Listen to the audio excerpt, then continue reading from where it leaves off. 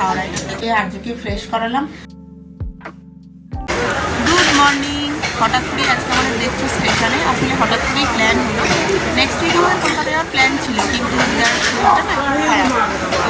পরের সপ্তাহেই যাবো ভাবছিলাম, তারপরে মনটা এত অস্থির হলো, মনে হলো যে একটু দেখেই আসি। সেই জন্য আজকে আমি আর আজকে যাচ্ছি। এখন শাশ্বত অবশ্যই যাচ্ছে না, কারণ ওর আজকে অফিস যেতেই হবে, কালকে শেষ হয়েছে একটা অফিস থেকে।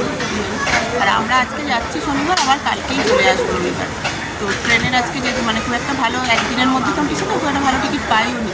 আজকে শনিবারে এই রাঁচি ইন্টারসিটিটা পেয়েছি, আর কালকে আবার ভোরের ট্রেনই আসতে হবে, কারণ কালকে সারাদিনের ট্রেন। যাই হোক, আজকে এখন ওই জন্য বেরিয়ে পড়েছি সকাল সকাল রেডি হয়ে। খুব তাড়াহুড়োর মধ্যে ছিলাম বলে আর কথা বলা হয়নি। এখন সেখানে এসে গেছি, এখন 11টা 5। ট্রেনের রাইট টাইম থেকে 15 মিনিট একটু লেট আছে, বলছে তো 15 আসবে, 11টা 15 দেখা যাবে কী হয়। তো আমরা অপেক্ষা করছি ট্রেনের জন্য, যারা বারপুর অবধি যাচ্ছে। ওগুলো তো টিউব লাইট তো। তুমি এদিকে তাকাও, গুড মর্নিং বলো জোরে। আমরা যখন বাড়ি থেকে বেরোলাম ট্রেন ওই 5-10 মিনিট লেট দেখাচ্ছিল।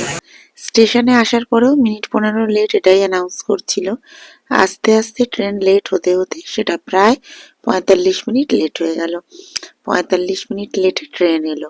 আসলে আমি যেহেতু কাল ভোরের ট্রেনেই চলে আসবো, আজকে ট্রেনটা লেট হলে আমার পৌঁছতে পৌঁছতেও বেশ সন্ধে হয়ে যাবে। সেই জন্যই একদমই চাইছিলাম না ট্রেনটা লেট হোক। রাইট টাইম হাওড়ায় 3:30। তো দেখা যাক কতক্ষণে যায়। মোটামুটি 45 মিনিট লেটে টাটানগর এসেছে। তো এখন তো আমরা ট্রেনে উঠে বসে পড়েছি। বাইরে দিয়ে জানলা দিয়ে দেখো কি সুন্দর বাইরেটা লাগছে। এটা প্রায় ঘাটশিলা আসছে। দূরে পাহাড়গুলোই জানান দিচ্ছে ঘাটশিলা ঢুকছে। এমনিতে এই ট্রেন জার্নি গুলো আর্য বেশ এনজয় করে, তবে আর্যর জন্য একটা কঠিন ব্যাপার হচ্ছে এই একভাবে বসে থাকা। প্রথমে বেশ কিছুক্ষণও ভালোই লাগে ওর, তারপরে ওই একভাবে একটা জায়গায় আটকে থাকে, সেটা ওর পছন্দ নয়। তবে আজকে তো খাওয়া দাওয়া করেই আমরা বেরিয়েছি, তবে টুকটাক এটা ওটা কিনে খানিকটা সময় আর্যকে একটু ব্যস্ত রাখতে হয়। তো এখন একটু ছোলার চাট কিনেছি, এটা আমরা দুজনেই দারুণ পছন্দ করি। তো আর্য একটু খাবে, আমি একটু খাবো। আর ট্রেন এখন ঘাটশিলাতে দাঁড়িয়েছে। একটু ছোলার চাট, ঝালমুড়ি, চা এই সমস্ত খেতে খেতে ট্রেনের সময়টা কাটানোর চেষ্টা করি। আমারও মাঝে মাঝে মুখ নাড়তে বেশ ভালোই লাগে, তবে আর্যর সাথে। ভোরবেলার ট্রেনগুলো এলে আর্য বেশ খানিকটা সময় ঘুমিয়ে কাটায়, তবে এই যে বেলার ট্রেনগুলো ও কিন্তু একটুও ঘুমোয়নি আজকে, জানো তো। পুরো রাস্তাটাই গল্প করতে করতে গেছে। তবে আর্য যাতে বোর না হয় সেজন্য একটা কি দুটো বই ওর পছন্দ মতো কিছু একটু নিয়ে ট্রেনে উঠি। ভাজা খাচ্ছি, মাঝে ঝালমুড়ি খেলাম।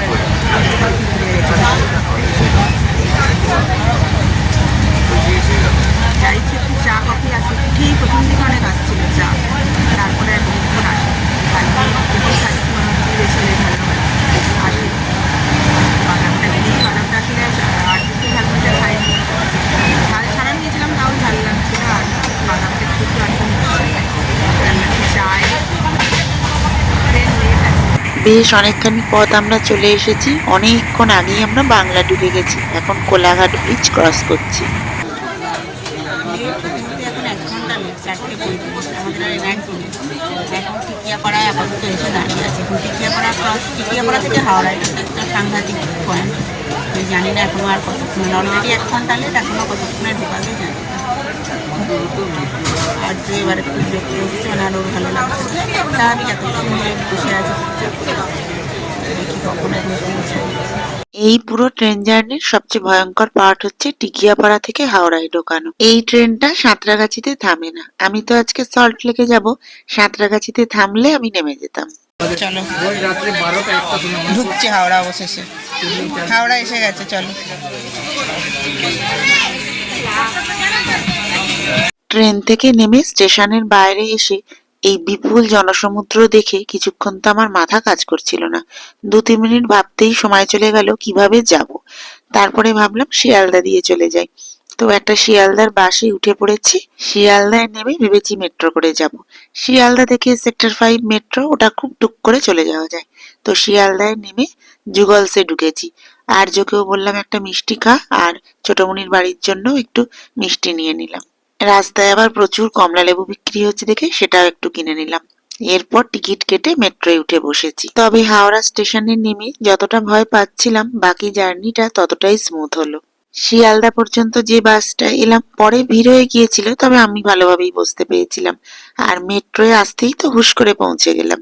এবার স্টেশন থেকে বেরিয়ে একটা রিক্সায় উঠে পড়বো। ছোটমনির বাড়ি একদম স্টেশনের কাছেই, তবে এত রাতে আর হাঁটবো না, হাঁটলে মিনিট 10 লেগেই যাবে। এখন ওই পৌনে 7টা মতো বাজে। ট্রেনটা আলটিমেটলি 2 ঘন্টা লেট করলো, জানো তো। দিদার জন্য ভীষণই মনটা আমার উতলা হচ্ছিল, সেই জন্য খুব কম সময়ের জন্য এলেও ভাবলাম একবার দেখা করে যাই। বেশ খানিকটা আগে আমরা এসে গেছি, এসে আর্যকে ফ্রেশ করালাম, আমি একটু ফ্রেশ হলাম, তবে এখনো ড্রেসটা চেঞ্জ করিনি। চা খেলাম, চাটা খেয়ে প্রাণটা জুড়লো। মশলা চা করে কিছু খেলাম, আর্য একটু লুচি করে রেখেছিল ছোটমণি, লুচি খেলাম আর এই দিদার সাথে আমার জীবনে দিদার না অনেকখানি ভূমিকা, মানে আমার ছোট থেকে বড় হয়ে ওঠা, এমনকি বিয়ের পরে দিদাকে এই অবস্থায় দেখে মনটা এত খারাপ হয়ে যায়, আর ভালো লাগে না ভিডিও করতে। সেই জন্য সেভাবে আর ভিডিও করিও নি, জানো তো। এটা পরের দিন সকাল, খুব ভোর ভোর বেরিয়ে আমরা হাওড়া স্টেশনে পৌঁছে গেছি। দেখতেই পেলে ঘড়িতে এখন 5টা 42, আমাদের 6টা 10-এ ট্রেন রয়েছে। আজকে আবার ফিরে যাচ্ছি জামশেদপুর নিজের সংসারে। জানি খুব কম সময়ের জন্য এলাম, কিন্তু বিশ্বাস করো ওই রাতটুকুর জন্য এলেও না মনে একটা শান্তি লাগছে। আমি আবার দিন 10-এর মধ্যেই কলকাতায় আসবো জানি, তবুও এইটুকুর জন্য মনে হলো একবার দিদাকে দেখেই যাই। জানি বয়স হয়েছে, বয়সের নানা রকম সমস্যা থাকবে, তবুও মন সেটা মানতে চায় না। আর ওই যে বললাম, আমার গোটা জীবন জুড়ে না দিদার অনেকখানি ভূমিকা। তোমরা হয়তো অনেকেই রিলেট করতে পারবে আমার কথার সাথে। শুধু আমার বলে না, অনেকেরই এরকম হয়, দাদু দিদা বা দাদু ঠাম্মি জীবনের অনেকটা অংশ নিয়ে জুড়ে থাকে। তো দেখো, ফেরার দিন যেহেতু ভোরের ট্রেন, ট্রেনটা ছিল 6টা 10-এ, রাইট টাইমেই ছেড়েছে। আর্যবাবু আজকে পুরো ট্রেনটাই প্রায় ঘুমিয়েছে, আমি মাঝে একবার খালি চা খেয়েছি। তো এই যে জামশেদপুর স্টেশনে নেমে গেছি, স্টেশনের বাইরে যাই। আজকে অবশ্য ছুটি আছে, শাশ্বত নিতে আসবে আমাদের। এই স্টিল এক্সপ্রেস খুব একটা লেট করে না, আগে তো ভীষণই এটা রাইট টাইমে যাতায়াত করতো, তবে ইদানিং কালে দেখছি একটু আধটু লেট করছে। তবে আজকে ওই 20 মিনিট মতো লেট ছিল। আর্যর একটু ধকল হলো জানি, তবে ওরও তো তুম্মা বলো, ওরও তো একটু তুম্মাকে জানা উচিত, চেনা উচিত, তাই না? বাড়ি এসে ফ্রেশ হয়ে আর্যবাবুকে আগে চান করিয়ে দিয়েছি, ওকে একটু খেতে দিয়েছি, আমরাও একটু টুকটাক খাবার নিয়ে বসেছি। আর শাশ্বত এখানে একটা সিনেমা দেখছে। শাশ্বত বলল, জার্নি করে এসেছো, ছেড়ে দাও, আজকে আর রান্না বান্না করতে হবে না। তো এরপরে আমরা রেডি হয়ে একটু বাইরে যাব, লাঞ্চটা বাইরেই করব। আর তারপরে বাবা আর ছেলে প্ল্যান করে নিয়েছে কি কি করবে। তো নেক্সট ভিডিওতে তোমরা সেগুলো অবশ্যই দেখতে পাবে। আজকের মতো টাটা।